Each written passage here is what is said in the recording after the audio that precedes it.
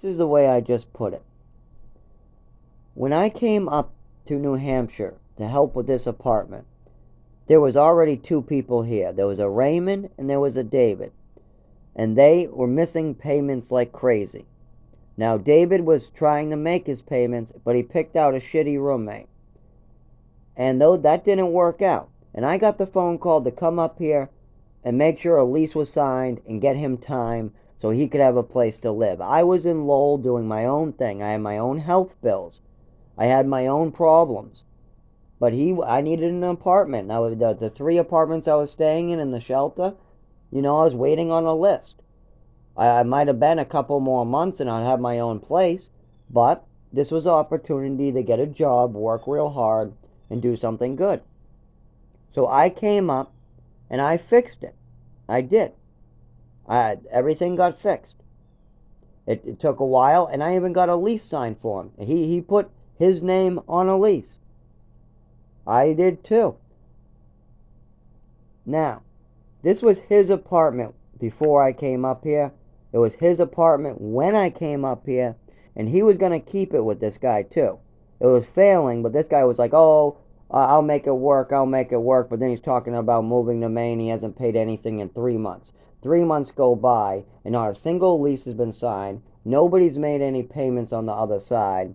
And I get the call to come up, and then I have to try to work it all out for another couple months.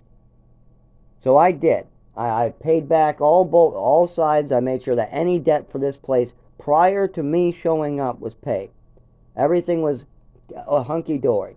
As well as the furniture that was brought in was only a two-man couch. That's all this place had was a radio, a two-man couch, and this other person brought a disgusting mattress up. That's probably how the bugs got in here, because they worked for a moving company.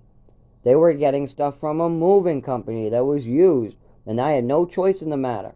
I didn't. I came up later. I fixed everything. I've helped pay for bug bombing. I've got different mattresses. I got a picture frame that glows for a nightlight. There's decorations on the walls so they don't see any type of smoke damage. The place looks good. I mean, there's so much here. There's an entertainment system for them, all this different stuff. And I've also worked my ass off to replace any hazards, any type of problems, as well as I've kept up on a lot of stuff. It's cost me a lot of money. At one time, I was making too much money to keep my insurance. That's when I was working during COVID. I was working about 6 days a week, 10-hour shifts, 60 hours on average, around there. Sometimes I would do like 3 9-hour shifts, like do one on the weekend, and then I would try to come in an hour late or something and work that out. And then I would do like maybe closer to 57, 55, but on average it was 60 hours. And the state told me I had to cut back a little bit. Well, it was good because I was running myself ragged.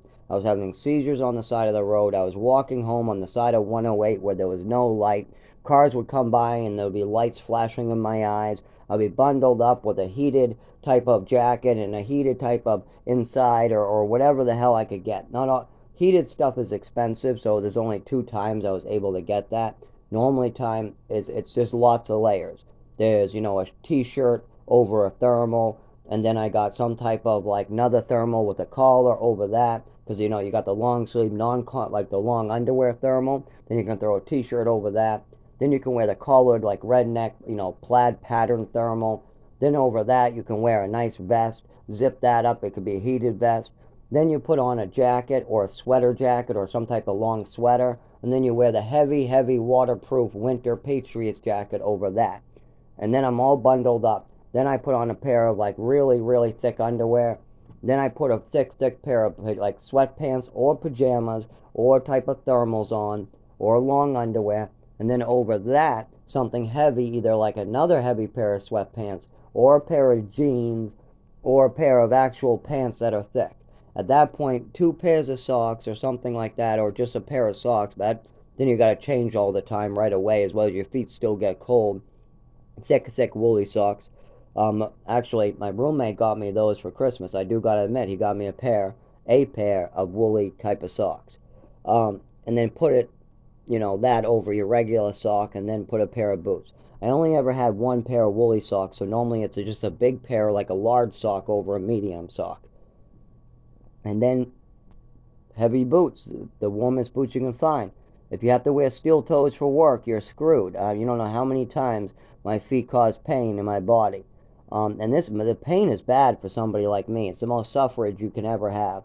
No, actually, it's not. I bet torture is pretty bad. This is pretty close to torture. I mean, I was medically abused. I was given medicine over and over I didn't need. And there was also a lot of times that I was given, like, overdoses. So this is a problem, and I'll have to deal with it for life. But cold is the biggest trigger. It causes severe nerve pain all over my body. Pulses, like taser-like feeling. It's terrible. But anyways, walking is the only way I can work. It's the only way I can pay my bills. So I have to